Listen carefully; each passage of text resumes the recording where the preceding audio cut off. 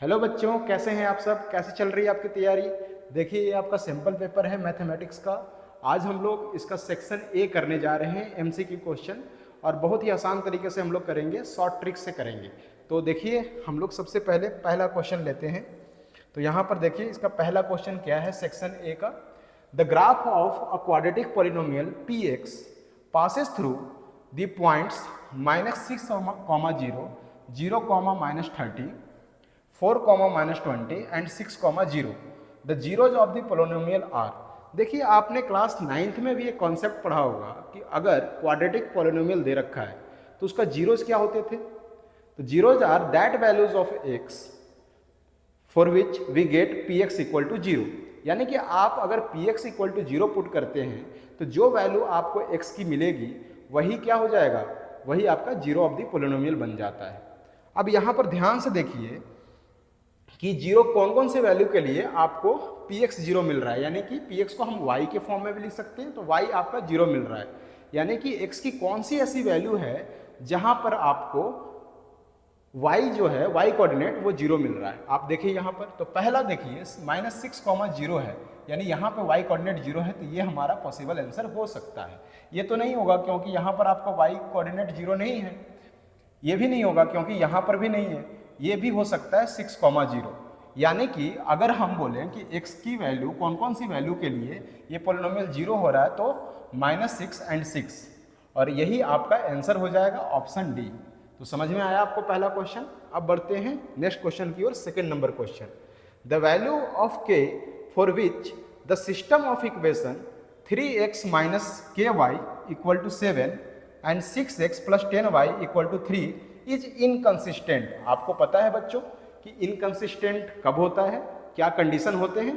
देखिए, इनकंसिस्टेंट कोई भी इक्वेशन जब होता है तब जब a1/a2 = b1/b2 हो जाए और नॉट इक्वल टू c1/c2 हो जाए। यहाँ पर देखिए, आपको a1 कितना दे रखा है, तो 3 है, और a2 कितना है, तो यहाँ पे 6 है, इक्वल टू b1 कितना है, -k है, एंड c1 कितना है, b2 कितना है, 10 है। अब आप यहाँ से देखिए कि 3 × 1 = 3, और 3 से 2 टाइम्स में 6 कट गया, तो आपको क्या मिलेगा यहाँ से, 2 से आप 5 टाइम्स में 10 को भी काट सकते हैं, तो -k = 5 मिला, और k की वैल्यू आपको पूछा है, तो k = कितना हो जाएगा, -5 हो जाएगा। तो अगेन आपका जो आंसर होगा ये ऑप्शन बी होगा। होप कि आपको दोनों क्वेश्चन अच्छे से समझ में आ गए होंगे। अब बढ़ते हैं क्वेश्चन नंबर 3 की ओर। तो देखिए बच्चों, क्वेश्चन नंबर 3 हमारे पास क्या है, which of the following statement is not true. आप ध्यान दीजिएगा, बोर्ड एग्जाम में भी जब आप बैठें तो अपना क्वेश्चन पेपर को ढंग से पढ़ें। आप देखें कि नॉट कहाँ पर लिखा हुआ है। अगर नॉट है तो अपने दिमाग में बैठा लें कि वो नॉट पूछा हुआ है, ठीक है ना। कभी कभी क्या होता है कि हम इसे जस्ट पढ़ लेते हैं कि कौन सा सही है और सही मार्क पे आ जाते हैं। अब यहाँ पर देखिए कि कौन सा स्टेटमेंट गलत है, ये आपको चूज करना है। पहला स्टेटमेंट देखते हैं, a number of second can be drawn at any point on the circle. बिल्कुल सही है। देखिए, आप अगर कोई भी एक सर्कल लेते हैं तो ये आपका सेकेंड होता है। अब ये सेकेंड, आप इस पॉइंट से भी सेकेंड, बहुत सारे आप सेकेंड बना सकते हैं, ये सारे क्या हैं, सेकेंड है। तो ये पहला ऑप्शन तो सही है, यानी ये हमारा ऑप्शन नहीं होगा। सेकेंड में चलते हैं, only one tangent can be drawn at any point on a circle. Obvious सी बात है, कोई अगर हम एक सर्कल लेते हैं तो एक सिंगल पॉइंट पर एक ही टेंजेंट तो ड्रॉ किया जा सकता है, तो ये भी स्टेटमेंट सही है। A code is a line segment joining 2 points on the circle. देखिए, 2 पॉइंट आप सर्कल पर कोई भी ले लीजिए तो आपको क्या मिलता है, कोड मिलता है। आप देखिए, 2 पॉइंट को लेकर आप ज्वाइन करते जाइए, कोड मिलता है। सबसे लार्जेस्ट जो कोड होता है आपको पता है वो डायमीटर होता है, तो ये भी स्टेटमेंट सही है। From a point inside a circle only 2 tangent can be drawn. देखिए, ये स्टेटमेंट सरासर गलत है, क्योंकि inside of the point circle से, अगर सर्कल में कोई पॉइंट ले ले तो यहाँ से टेंजेंट ड्रॉ नहीं किया जा सकता है सर्कल पे, समझे। क्योंकि यहाँ से अगर आप ये देखें तो ये सर्कल को इधर भी कट करेगा, इधर भी कट करेगा, तो ये 2 पॉइंट पर कट कर दिया, इसलिए ये टेंजेंट नहीं है, ठीक है। तो हमारा ऑप्शन क्या हो जाएगा, डी, 3 का सही हो जाएगा। अब तक हम 3 क्वेश्चन आसानी से कर चुके हैं। आगे बढ़ते हैं क्वेश्चन नंबर 4 की तरफ। In if n terms of an AP is 7n - 4, then common difference of the AP। कितना आसान क्वेश्चन दे रखा है, आपको nth टर्म दे रखा है, यानी an = 7n - 4। यहाँ से आप क्या बच्चों की A1 निकाल सकते हैं। तो 7 n की जगह पर क्या पुट कर देंगे 1 माइनस 4, तो यहाँ से 7 माइनस 4 इक्वल टू कितना हो जाएगा 3 हो जाएगा। तो A1 तो आपका 3 आ गया। उसी तरह से क्या आप A2 निकाल सकते हैं, बिल्कुल n की जगह पर हम लोग 2 पुट कर देंगे, 7 इंटू 2 माइनस 4 कितना हो जाएगा 14 माइनस 4 इक्वल टू 10, यानी आपका A2 की वैल्यू क्या आ गई 10 आ गई। आप कॉमन डिफरेंस D से डिनोट करते हैं, वो क्या होता है A2 माइनस A1, यानी कि 10 माइनस 3 कितना आ जाएगा बच्चों 7 आ जाएगा। 7 कहाँ पर आंसर है, यहाँ पर ए ऑप्शन है, यानी कि फोर्थ भी क्वेश्चन हमारा आसानी से सॉल्व हो चुका है। अब हम क्वेश्चन नंबर 5 की तरफ बढ़ते हैं। देखिए क्वेश्चन नंबर 5 क्या है। यहाँ पर देखिए आपको दे रखा है the radius of base of a right circular cone. Right circular cone आपको बनाना आता है। देखिए राइट सर्कुलर कोन इस तरह से बनता है, ये हमारा हो गया राइट सर्कुलर कोन, ये राइट सर्कुलर कोन हो गया। ये जो है ये बेस का ये रेडियस बोला जाता है और ये हाइट हो जाता है। मान लेते हैं कि इसका हाइट h है और रेडियस क्या है r है। उसी तरह से बोला है and the radius of a sphere are each 5 centimetre. Radius of a sphere भी इसके बराबर ही है, तो दोनों को मैं r मान लेता हूँ। कोई गलत तो नहीं कर रहा, कोई गुनाह तो नहीं कर रहा, दोनों क्योंकि 5 सेंटीमीटर आपको दे रखा है, तो दोनों को हम लोग क्या कर सकते हैं r डिनोट कर सकते हैं। ठीक है, if the volume of cone is equal to the volume of sphere. बोला कि ये जो कोन का जो वॉल्यूम है ना बच्चों, ये स्फीयर के वॉल्यूम से बराबर है। अब इसके वॉल्यूम क्या होता है, आपने क्लास 9th में भी पढ़ रखा है और 10th में भी पढ़ा होगा अभी आपने। इसका वॉल्यूम होता है 1/3 पाई r स्क्वायर h। ठीक है, और इसको इक्वल टू दे रखा है इसके वॉल्यूम से, स्फीयर के वॉल्यूम से। स्फीयर का वॉल्यूम क्या होता है बच्चों 4/3 पाई r क्यूब। अब देखिए r तो दोनों का सेम दे रखा था, ये 3 से 3 खत्म, पाई से पाई खत्म, r स्क्वायर से ये खत्म, सिर्फ एक r बचा।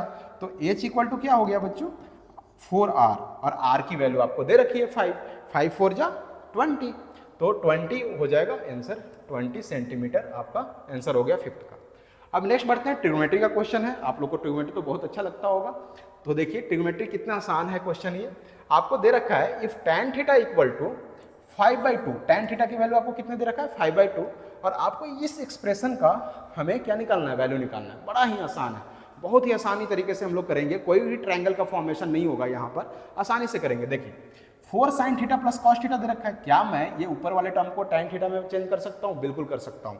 नीचे वाले भी टर्म को हम tan थीटा में चेंज कर देंगे। कैसे चेंज करेंगे, तो ऊपर और नीचे हम लोग क्या करते हैं कॉस थीटा से डिवाइड कर देते हैं। क्यों, क्योंकि sin theta upon cos theta क्या हो जाता है tan थीटा हो जाता है, और tan थीटा की तो हमें वैल्यू दे ही रखी है। तो आप देखिए 4 sin theta upon cos theta, ये tan थीटा हो जाएगा 4 tan theta plus cos theta upon cos theta 1 हो जाएगा, और यहाँ पर 4 tan थीटा अगेन और -1। तो आप यहाँ पर आसानी से देख सकते हैं 4 इंटू tan थीटा की आपको वैल्यू दे रखी है 5/2, ठीक है, और +1 अपॉन 4 इंटू 5/2 -1। बच्चों यहाँ से क्या हो जाएगा, ये हो गया 5 इंटू 2 10 हो गया, 10 + 1 11 हो गया, और यहाँ से भी 5 इंटू 2 10 हो गया, 10 - 1 9 हो गया, यानी 11/9 आपका आंसर हो जाएगा। कितना आसानी से हो चुका ये क्वेश्चन। तो हमारा ऑप्शन यहाँ पर भी ए हो जाएगा। मार्क करते जाइए और सही ढंग से सही कंसेप्ट सीखते जाइए। आगे फिर हम लोग आगे बढ़ते हैं। हम अभी तक हम लोग का 6 क्वेश्चन आसानी से सॉल्व हो चुका है। अब हम बढ़ते हैं क्वेश्चन नंबर 7 की तरफ। हो सकता है बहुत लोगों जहाँ पर आप पढ़ रहे हो अभी तक आपका सर्कल कंप्लीट ना हो रखा हो, फिर भी हम इसको अटेम्प्ट करेंगे, और ये जो क्वेश्चन है हम लोग 9th के ही कुछ कॉन्सेप्ट से आसानी से सॉल्व कर लेंगे। देखिए एक कॉन्सेप्ट से मैं क्लास 10 का इस्तेमाल करने वाला हूँ। आपको पता होगा कि ये चीज़ क्या है, O और P तो रेडियस है, और O और Q भी रेडियस है, तो ये रेडियस तो आपस में इक्वल होंगे ही। अगर ये रेडियस इक्वल हो रहा है तो ये एक आइसोसेलेस ट्रायंगल बना रहा है ना, POQ एक आइसोसेलेस ट्रायंगल बना रहा है। आइसोसेलेस ट्रायंगल में क्या होता है, ऑपोजिट एंगल्स आर इक्वल, तो ये और ये एंगल क्या होंगे, इक्वल हो जाएंगे। अब यहाँ पर देखिए ये रेडियस है OP, और ये क्या हो गया बच्चों, टेंजेंट हो गया।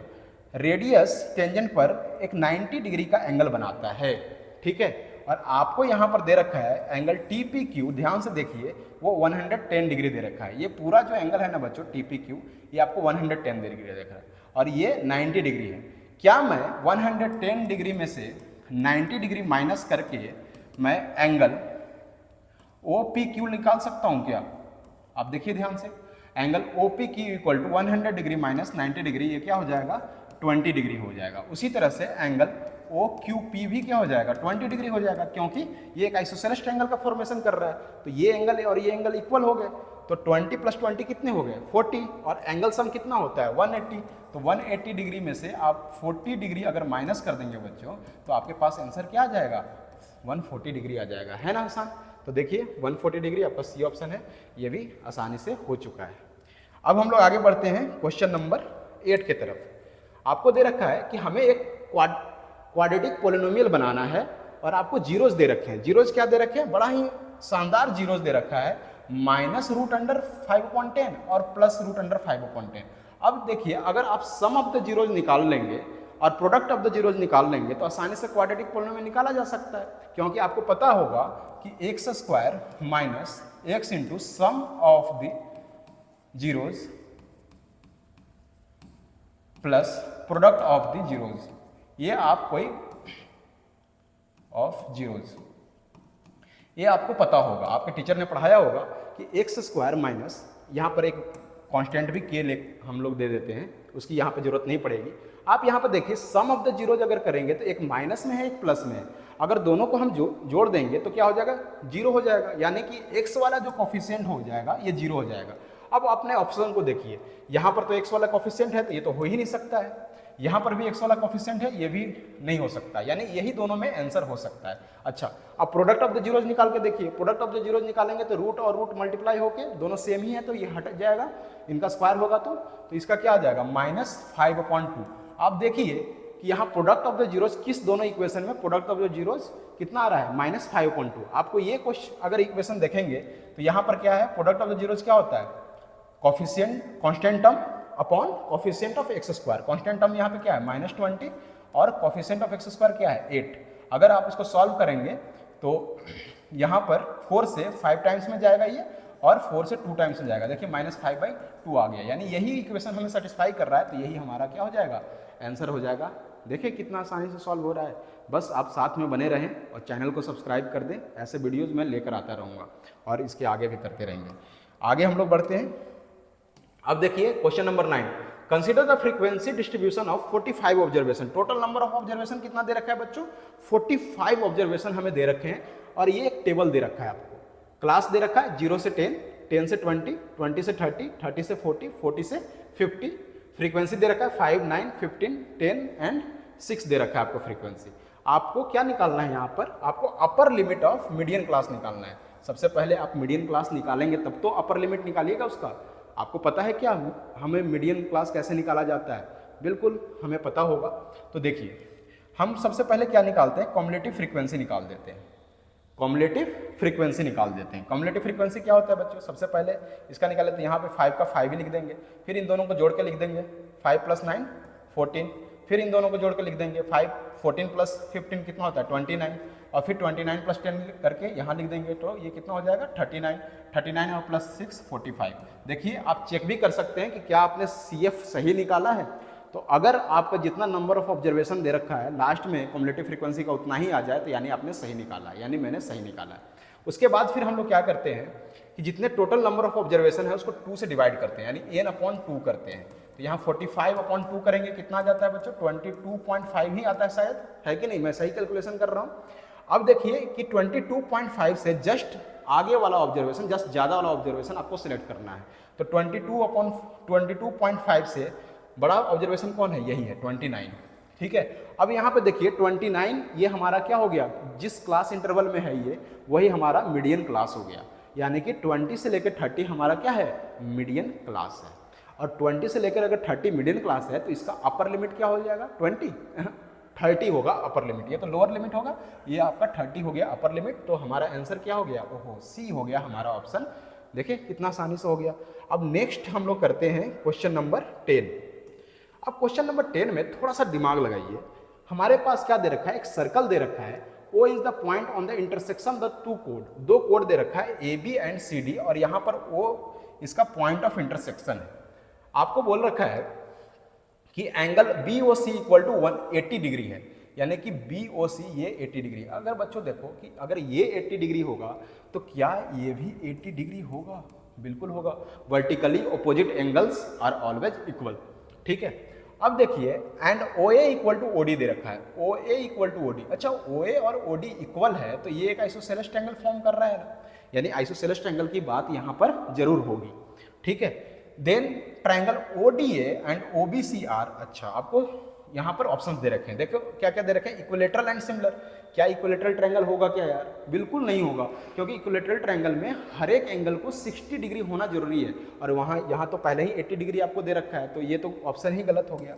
दूसरा आइसोसेलेस एंड सिमिलर। अच्छा आइसोसेलेस तो ये हो रहा है, क्या ये सिमिलर भी हो रहा है? अब सिमिलैरिटी के लिए एक एंगल तो हमारा इक्वल हो चुका है, दूसरा एंगल हमें फाइंड आउट करना होगा। तो देखो एमसीक्यूज है, ज़्यादा हमें शो तो करना नहीं है, लेकिन फिर भी मैं आपको यहाँ पे सॉल्व करके दिखाता हूँ। अगर मान लो कि इन दोनों को ज्वाइन कर देते हैं तो एसी भी एक क्या बन जाएगा, कोड बन जाएगा, कॉमन कोड हो जाएगा। और आपको पता होगा angle on the same side of the segment are always equal, class 9th में आपने पढ़ा होगा सर्कल चैप्टर में। तो ये एंगल और ये एंगल भी क्या हो जाएगा, इक्वल हो जाएगा। तो ये एंगल और ये एंगल इक्वल हो गए, ठीक है, और ये दोनों एंगल इक्वल है तो दोनों ट्रायंगल क्या हो गए, सिमिलर हो गए। और आइसोसेलेस तो होंगे ही, क्योंकि इनका साइड तो प्रोपोर्शन होगा ही, सिमिलर हो गया तो जब साइड प्रोपोर्शन हो जाएगा तो ये दोनों ट्रायंगल भी क्या हो जाएंगे, आइसोसेलेस ट्रायंगल बन जाएंगे। तो ये हो जाएगा आपका ऑप्शन नंबर बी। होप कि अभी तक हम लोग सही चल रहे हैं, आधा क्वेश्चन निपट चुका है, अब आधा क्वेश्चन और बाकी है। क्वेश्चन नंबर 11 में आते हैं। यहाँ पर देखिए ध्यान से, the roots of the quadratic equation x square plus x minus 1 equal to 0। तो आपको बताना है कि इसके रूट्स का क्या नेचर है। देखिए आपने अगर कहीं से भी पढ़ा होगा तो आपको पता होगा कि नेचर ऑफ द रूट कैसे जानते हैं। तो यानी उसके लिए हमने क्या निकालना पड़ता है बच्चों, डिस्क्रिमिनांट निकालना पड़ता है, डी निकालना पड़ता है। और आपको पता होगा डी जो है वो कितना होता है, बी स्क्वायर माइनस 4ac, ठीक है। बी क्या है, कॉफिशिएंट ऑफ एक्स है, and A coefficient of x square है, एंड सी क्या है, कांस्टेंट टर्म है। तो यहाँ पर देखिए कॉफिशिएंट ऑफ एक्स कितना दे रखा है 1, तो 1 का स्क्वायर तो 1 ही होगा, माइनस 4a कितना दे रखा है 1, एंड सी कितना दे रखा है -1, तो 1 माइनस माइनस प्लस 4 कितना हो जाएगा बच्चों 5, यानी डी कितना आ गया आपका 5 आ गया है डी, ठीक है। अब डी 5 आ गया है, आपको पता होगा कि जब हम रूट निकालते हैं तो x equal to minus b plus minus root under D upon 2a हो जाता है। यहाँ पर देखिए अगर रूट के अंदर 5 जा रहा है तो रूट के अंदर 5 क्या है, इरेशनल नंबर है, यानी कि जो रूट निकलेगा वो इरेशनल नंबर ही निकलेगा, क्योंकि इरेशनल प्लस रेशनल आप करते हैं तो आपको इरेशनल ही आता है। तो ठीक है, तो ये आपका इरेशनल निकलेगा। प्लस आपको डी क्या है, वो ग्रेटर देन 0 है, ग्रेटर देन 0 है तो क्या होगा, वो रियल रूट्स आएंगे। तो यहाँ पर ऑप्शन क्या बनेगा, इरेशनल एंड डिस्टिंक्ट, रियल बनेंगे और डिस्टिंक्ट भी बनेंगे, क्योंकि अगर इक्वल होता है तब जाकर इक्वल टू 0 होता है, जब डी इक्वल टू 0 तब जाके इक्वल रूट्स आते हैं। तो यहाँ पर जो डिस्टिंक्ट ही रहेंगे, सही किया हमने, तो आपका ऑप्शन नंबर ए सही है। यहाँ पर आगे बढ़ते हैं बच्चों, क्वेश्चन नंबर 12, एक मिनट, क्वेश्चन नंबर हम लोग 12 पर आते हैं। यहाँ पर देखते हैं क्वेश्चन नंबर 12। क्वेश्चन नंबर 12 में देखिए बच्चों कि if theta equal to 30 degree है then the value of 3 tan theta. अरे यार इससे भी क्या इजी क्वेश्चन होता है क्या, 3 into tan 30 degree, tan 30 degree आपको वैल्यू तो ऐसे ही पता होगा, √1/√3 होता है, तो 3/√3 यही तो आंसर हो गया, सी ऑप्शन करेक्ट है। अब नेक्स्ट चलते हैं क्वेश्चन नंबर 13 की तरफ। The volume of solid hemisphere is, आपको वॉल्यूम ऑफ सॉलिड हेमिस्फीयर दे रखा है। क्या आपको पता है कि वॉल्यूम ऑफ सॉलिड हेमिस्फीयर क्या होता है, आपने क्लास 9th में ही पढ़ रखा है यार। देखो वॉल्यूम ऑफ सॉलिड हेमिस्फीयर क्या होता है, तो ध्यान से देखिए कि सॉलिड हेमिस्फीयर, हेमिस्फीयर है, स्फीयर का भी हमने देखा था 4/3 πr³, तो हेमिस्फीयर उसका आधा होगा, तो 2/3 πr³, अगर रेडियस उसका r है तो इक्वल टू कितना हो जाएगा 396/7। यहाँ से क्या हम r निकाल सकते हैं, आसानी से निकाल सकते हैं। पाई की वैल्यू ऊपर ही दे रखा था कि 22/7 ले सकते हैं आप, अनलेस कि आपको स्पेसिफाई नहीं किया गया है, /7, 7 से 7 कट जाएगा, ठीक है। अगर आप यहाँ से इसको डिवाइड करेंगे तो कैसे हो जाएगा, 2 से पहले डिवाइड कर देते हैं, 2 से डिवाइड करते हैं तो बच्चों आ जाएगा 2 1 जा 2 और फिर 1 आ गया, ये 19 हो जाएगा, तो 9 से 18 फिर 1 और 8 टाइम्स में ये हो जाएगा, ठीक है। उसके बाद फिर यहाँ से 11 को 2 टाइम्स में 22 आ जाएगा, और 11 से ये 18 टाइम्स में कट जाएगा, ठीक है। उसके बाद 2 से ये 9 टाइम्स है, ओहो, r³ इक्वल टू आ गया 27, सो r इक्वल टू हमारे पास 3 आ गया। अब क्या है, the total surface area of the solid hemisphere. Total surface area of the hemisphere क्या होता है? 2 पाई आर स्क्वायर, नहीं उस पर एक पाई आर स्क्वायर भी ऐड होता है, तो 2 pi r square plus pi r square equal to 3 pi r square हो जाता है। 3 पाई आर स्क्वायर जो आपसे पूछा है, 3 इंटू 22/7 आर स्क्वायर यानी 3 का 9। आप करके देख लो। तो इसको 11 बना लेते हैं, 11 बना लेंगे तो 2 हमारे पास है और 2 3 6 हो जाएगा, 6 9 6 54 हो जाएगा। 11 इंटू 54, 11 इंटू 54 करेंगे तो कितना आ जाएगा? वैदिक मैथमेटिक्स आप लोग जानते हैं, तो 594/7 यानी बी ऑप्शन हो जाएगा। देखो कैलकुलेशन के साथ मैंने करके दिखा दिया, ठीक है। नेक्स्ट हम लोग क्वेश्चन पे बढ़ते हैं। नेक्स्ट क्वेश्चन प्रोबेबिलिटी का क्वेश्चन है। अ बैग कंटेन्स 24 बॉल्स। एक बैग बना लेते हैं, ये हमारे पास बैग है, इसमें 24 बॉल्स टोटल है, जिसमें से ब्लू बॉल कितने हैं बच्चों? ब्लू बॉल हमारे पास 4 है और ग्रीन बॉल कितना है? 11 है, और बाकी जो बच रहा है वो व्हाइट बॉल है। बाकी कितना बच रहा है? 11 + 4 15 होता है, और 9 जोड़ देंगे तो 24 हो जाएगा। अब बोला कि 1 ball is drawn at random, the probability that drawn ball is white colour. Colour white होना चाहिए, तो व्हाइट कितने हैं? 9, तो 9 टोटल कितना था? 24, तो 9/24 यानी कि यहाँ से अगर डिवाइड करें 3 से, 3 3 जा 9 और 8, 3/8 आंसर हो जाएगा B option. Next 15, point on x axis nearest to the point -4, -5। देखिए ये आप बिल्कुल ही एक ट्रिक बताऊंगा, उससे भी आप कर सकते हैं। क्लास 9th में आपने मोशन चैप्टर पढ़ा होगा साइंस में, सच सच बताना, अच्छे से पढ़ा था, तो आपने उसमें डिस्प्लेसमेंट देखा होगा। ज़्यादा डिस्प्लेसमेंट क्या होता था कि जो शॉर्टेस्ट डिस्टेंस अगर किसी पॉइंट के बीच में होता है ना, तो वो उसका परपेंडिकुलर होता है। Perpendicular distance is the shortest distance between any 2 point. अब यहाँ पर अगर मान लो कि ये पॉइंट को मैं प्लॉट करता हूँ, तो बच्चों यहाँ पर देखिए कि -4, -5, अगर ये नीचे लेंगे -1, -2, -3, -4, -5, ठीक है, और यहाँ से -1, -2, -3, -4, -5 आगे बढ़ जाते हैं -6। अब देखिए यहाँ पे -4 और -5 दे रखा है, तो ये पॉइंट लगभग आएगा, ये है आपका -4, -5, ठीक है। अब बोला है कि the point on the x axis nearest to, ये एक्स एक्सिस पर पॉइंट्स, ये देखो एक्स एक्सिस पर पॉइंट है -4, 0। अब देखो ये दोनों ना एक दूसरे के परपेंडिकुलर डिस्टेंस है बिल्कुल, यही क्या होगा? सबसे नियरेस्ट डिस्टेंस होगा, तो यही आपका क्या हो जाएगा? ऑप्शन हो जाएगा। बाकी आप देखें कि 0 0, यहाँ से ये 0 0 है, ठीक है, ये देखिए ये ज़्यादा डिस्टेंस होगा, ठीक है। -5, 0, ये भी ज़्यादा होगा, तिरछा डिस्टेंस आ रहा है। √41, 0, √41 लगभग 6 से ज़्यादा होगा, तो यहाँ कहीं आएगा, इधर आ जाएगा, इधर आएगा, तो ये देखिए और ज़्यादा डिस्टेंस होगा। तो सबसे जो शॉर्टेस्ट डिस्टेंस बन रहा है यही बन रहा है, इसलिए बी ऑप्शन हो गया। है ना मज़ेदार चीज़? आप ऐसे भी कर सकते हैं क्वेश्चन बिना डिस्टेंस फॉर्मूला यूज किए। नेक्स्ट क्वेश्चन करते हैं, question number 16, which of the following gives the middle most observation of the data. ये भी बताने की जरूरत है आपको, आप लोग खुद ही समझदार व्यक्ति हैं। देखिए इसका हो जाएगा आंसर मीडियन हो जाएगा, मीडियन, क्योंकि मिडिल मोस्ट क्या देता है? मीडियन ही बताता है।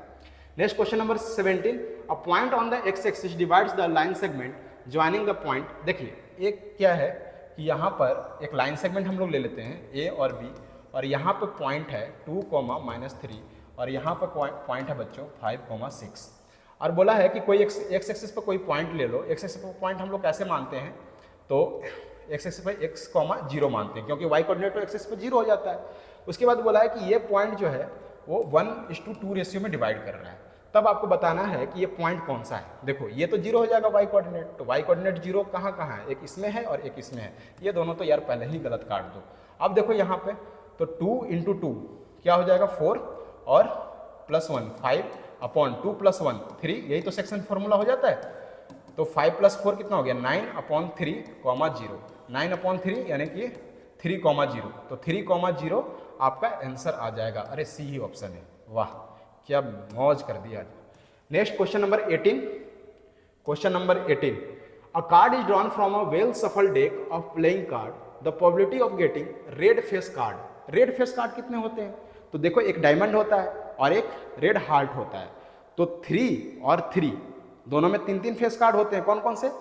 किंग, क्वीन और जैक, गुलाम, बेगम, बादशाह, जोकर, गुलाम ही बोलते हैं, गुलाम बेगम बादशाह, तो तीन दोनों में होते हैं, तीन तीन क्या हो गए, 6 हो गए, तो 6 फेस कार्ड हो गए।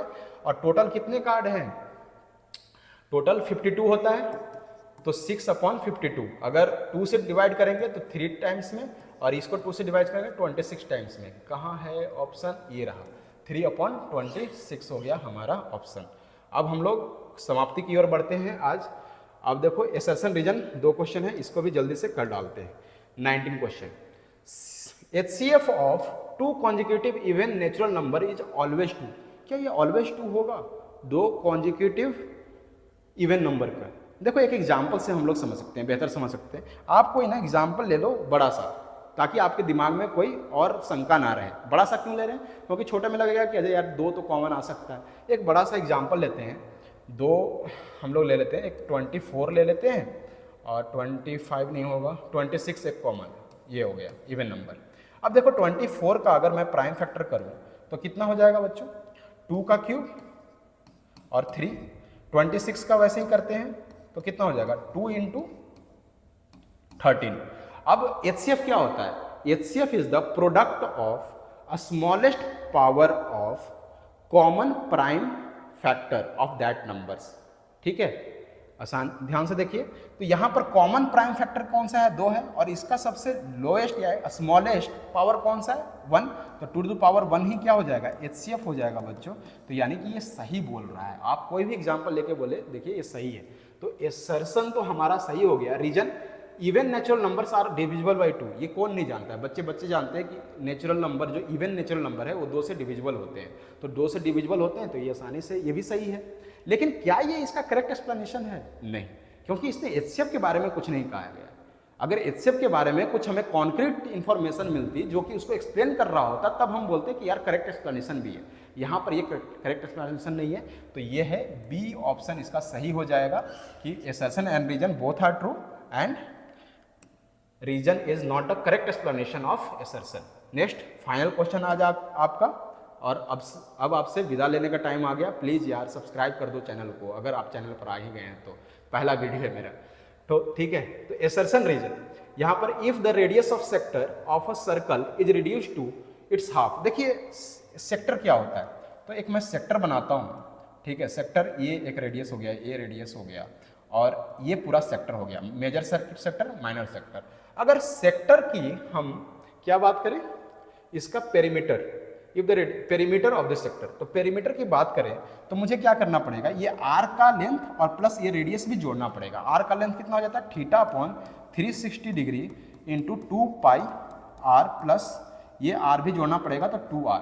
अब बोला कि अगर मान लो कि sector of the circle, radius इसका हाफ हो गया है ना, हाफ हो गया, तो रेडियस को हाफ कर देते हैं, इसको p बोल देते हैं, और नया जो बन रहा है उसको p' बोल देते हैं।